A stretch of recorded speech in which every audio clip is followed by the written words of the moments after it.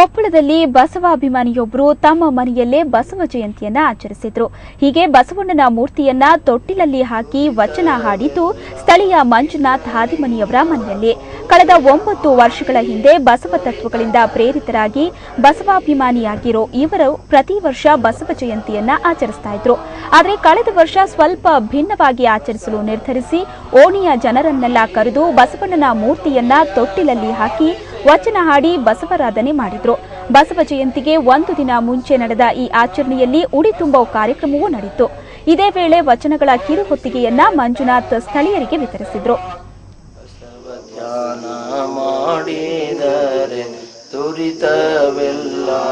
ಇಷ್ಟಲಿಂಗವ ಪೂಜೆಯ ಮಾಡಿ ದುರಿತ ಕರ್ಮವ ಕಳೆಯಿರಣ್ಣ, ಬಸವ ಧ್ಯಾನ ಮಾಡಿರಣ್ಣ, ಬಸವ ಧ್ಯಾನ ಮಾಡಿರನುಡಿಯ ಸಾಧಿಸಿರಣ್ಣ, ಕಾಯಕವೇ ಕೈಲಾಸವೆಂಬ ಬಸವೀದರೆ ತೋರಿಸಿಕೊಟ್ಟ ಬಸವ.